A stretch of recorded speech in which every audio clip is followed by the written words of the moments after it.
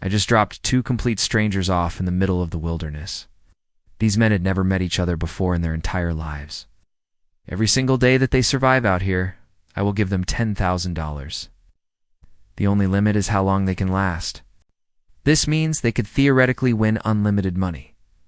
Before we jump back in, tell me where are you watching this video from below? And if this story touches you, make sure you're subscribed because tomorrow's episode is extra special asterisk. The first stranger is Marcus, father of two young children who desperately needs money for his family.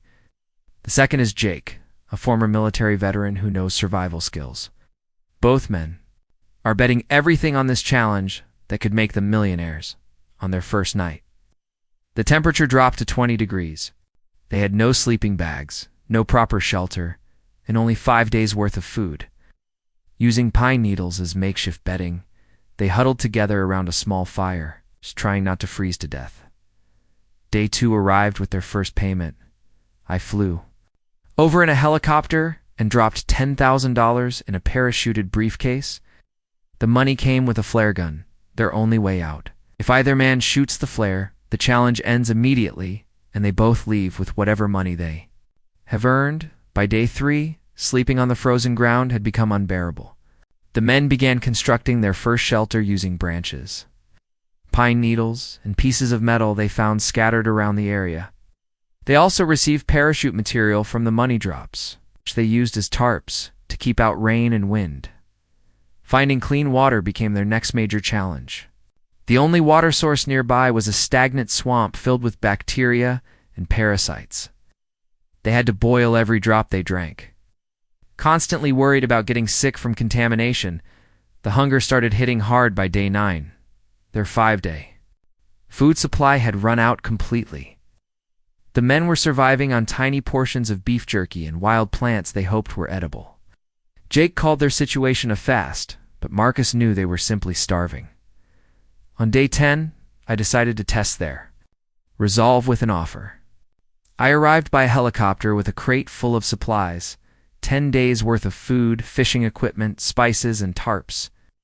The catch was the price, $50,000 of their prize money. After much debate, the hungry men agreed to the deal. That single week of food cost them as much as a college tuition. The food crate solved their immediate hunger problem, but it also revealed a bigger issue. If they wanted to survive a full year for maximum money, they would need to become completely self-sufficient. The swamp near their camp had no fish, so they began searching for moving water while exploring the area.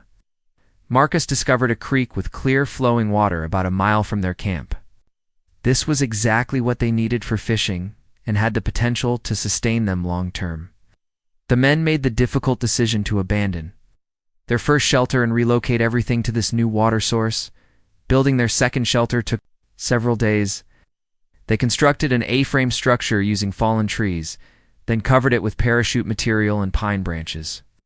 Next to the shelter, they built a small fishing dock extending into the creek. The new camp was far more comfortable than their first attempt. On day 20, I arrived with another test. The weather forecast showed temperatures dropping below freezing for the next week. I offered them sleeping bags, $10,000 for one, or $50,000 for two. These were the same Arctic-grade sleeping bags we used in Antarctica expeditions. Despite sleeping in near-freezing temperatures with only pine needles for warmth, both men refused the offer. They had adapted to the cold and were determined not to spend their prize money on comfort items. Marcus joked that he slept closer to Jake than he did to his own wife.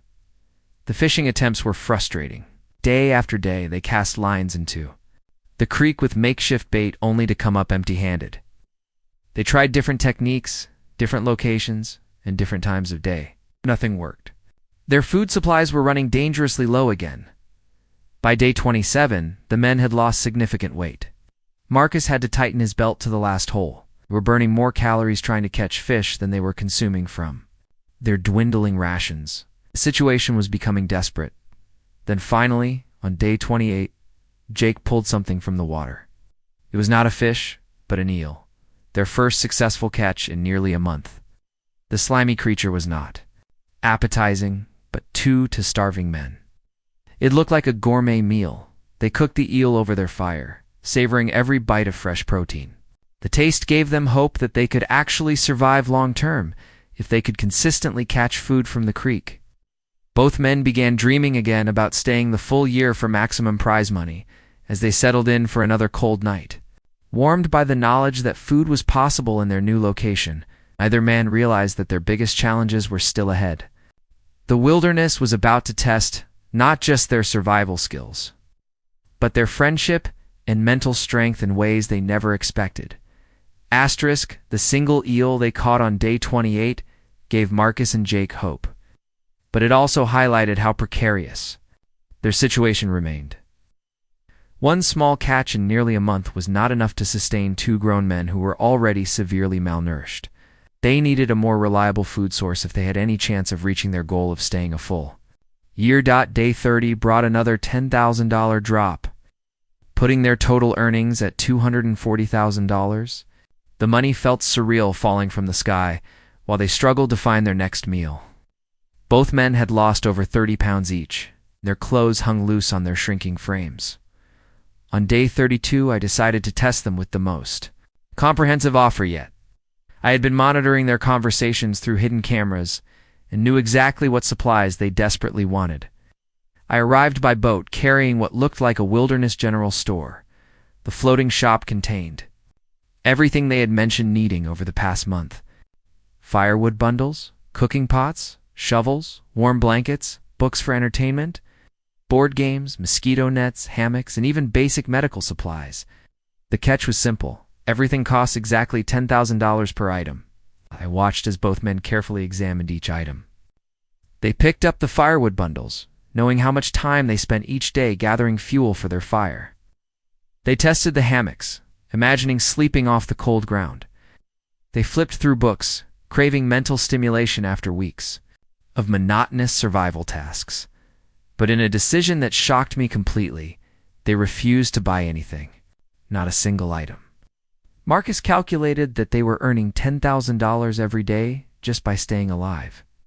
So spending that same amount on convenience items made no financial sense. Jake agreed, pointing out that they had survived this long without these luxuries. I left empty-handed, genuinely impressed by their financial discipline, but concerned about their long-term survival prospects. These were not trained survival experts, they were just too determined. Men pushing their bodies and minds to the absolute limit. The rejection of my store offer proved to be both wise and costly.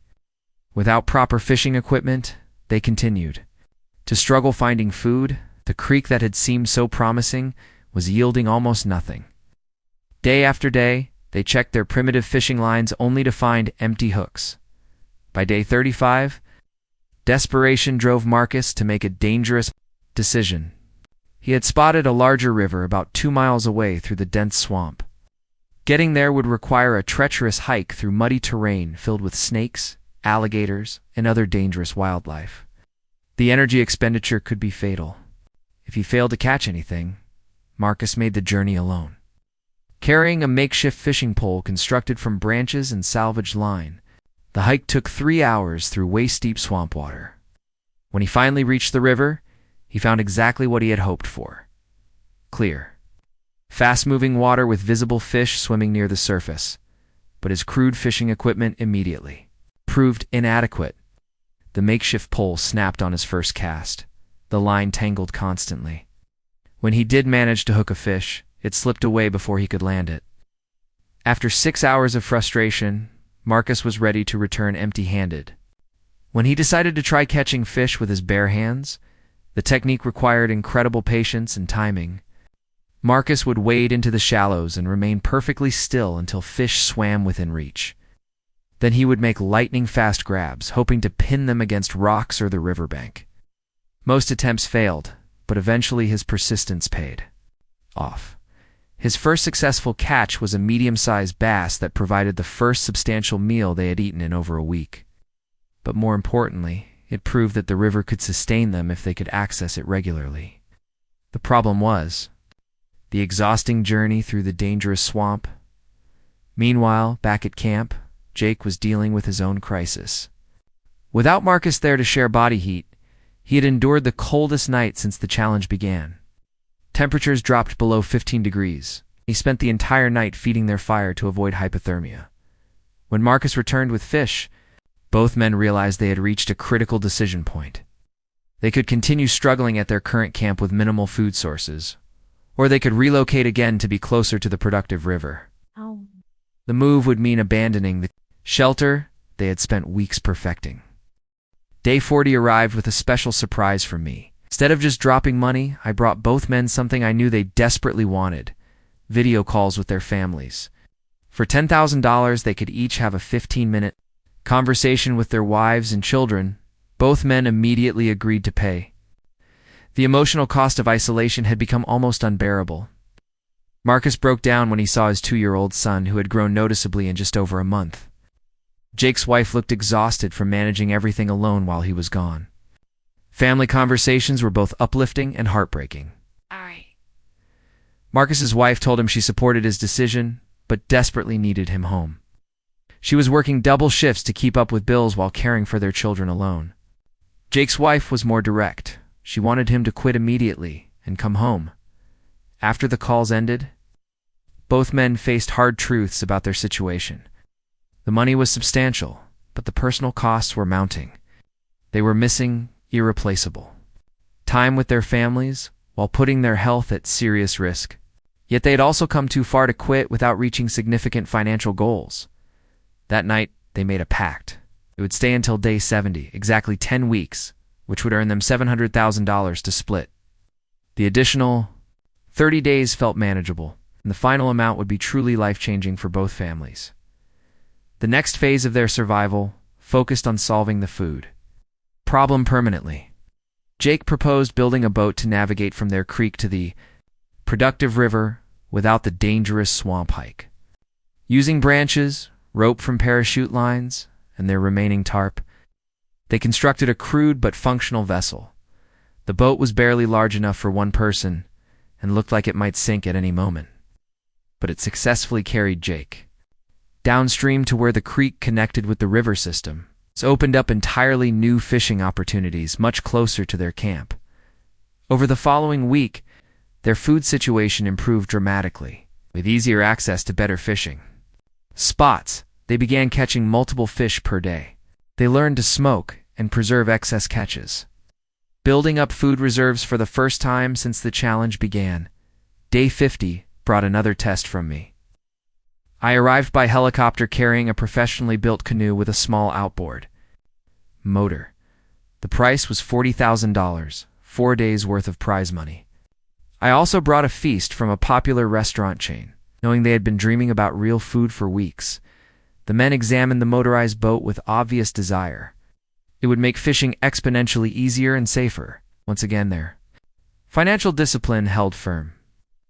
Jake pointed to their homemade vessel and declared it had saved them $40,000. They politely declined both the boat and the restaurant meal. I was genuinely amazed by their consistency. Most people would have cracked under the pressure and started spending their prize money on comfort items. But Marcus and Jake had developed an almost supernatural ability to delay gratification as spring arrived. The wilderness transformed around them. Warming temperatures made survival much more comfortable, but they also brought new challenges. Snakes became active again, forcing the men to be constantly vigilant around their camp. Mosquitoes and other insects made sleeping difficult without proper protection. More problematically, small animals began raiding their food stores. Raccoons, rats, and other creatures would sneak into camp at night, stealing their carefully preserved fish. The men had to develop elaborate protection systems using hanging ropes and makeshift containers. By day 60, both men looked dramatically different from when they started. They had lost between 40 and 50 pounds each. Their beards were long and unkempt. Their clothes were patched with pieces of parachute material and held together with improvised repairs. They looked like genuine wilderness survivors. But the physical transformation was nothing compared to the mental changes. 2 months of extreme stress had created an unbreakable bond between them. They functioned as a perfectly coordinated team, anticipating each other's needs and working together seamlessly on daily survival tasks. The isolation had also created some friction. Living in such close quarters with limited privacy and constant stress occasionally led to irritability and short tempers. Small disagreements about fishing techniques or camp management would sometimes escalate into heated arguments.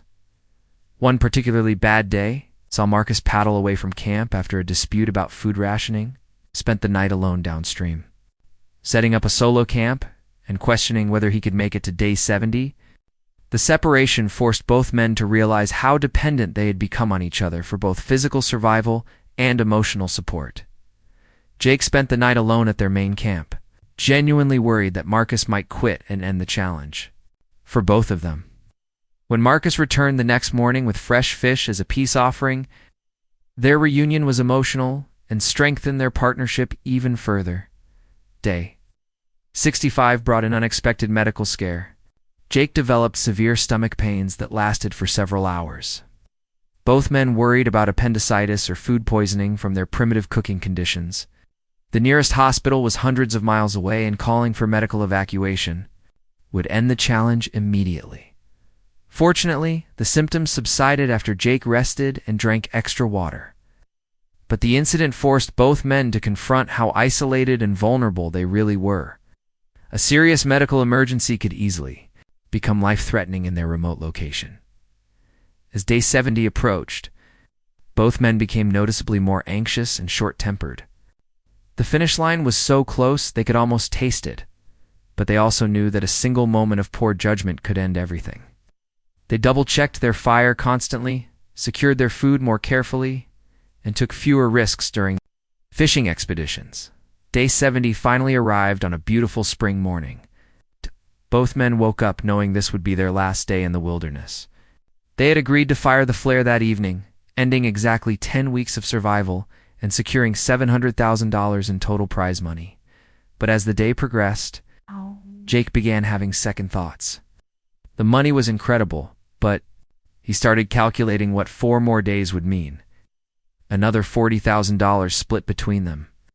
Then he started thinking about a full week, or even 2 weeks more. Marcus noticed Jake's hesitation and felt a familiar dread.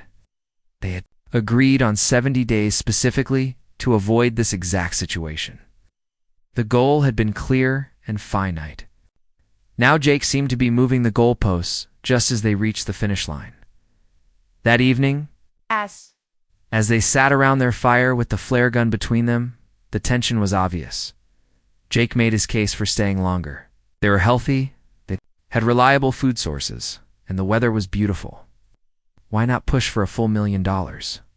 Marcus listened, but felt his stomach churning. He had already missed over 2 months of his children's lives. His wife was struggling alone while he played survival games in the woods. The money was substantial, but his family needed him home more than they needed additional wealth. The conversation grew heated. Jake accused Marcus of lacking commitment and giving up just when things were getting easier. Marcus countered that Jake was being selfish and ignoring their original agreement. Both men had valid points, but they were fundamentally at odds. As the argument continued, Marcus realized that Jake was experiencing something common. Among long-term survival challenges, an addiction to the extreme experience, life in the wilderness had become Jake's new normal, and the prospect of returning to ordinary civilization felt almost frightening. But Marcus had reached his breaking point.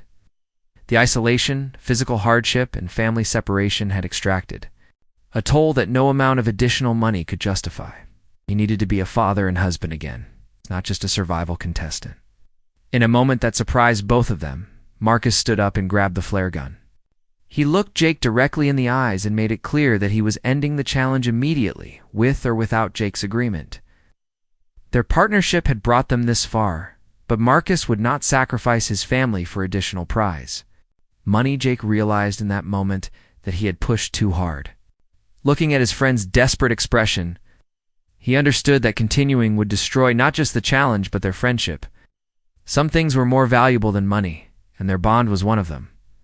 Jake nodded his agreement and helped Marcus prepare the flare gun. Together, they counted down from 3 and fired the signal that would end their incredible 74-day survival journey. The bright red flare arced into the evening sky, clearly visible to my helicopter crew waiting nearby. Within an hour, I arrived by a helicopter to extract two men who looked nothing like the strangers I had dropped off over 10 weeks earlier. Were thinner, bearded, weathered, and clearly exhausted. But they were also richer by $670,000 and bonded by an experience that would connect them for life.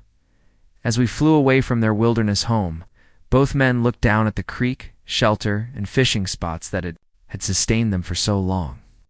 The location that had been their entire world for months quickly shrank to a small clearing in an endless forest.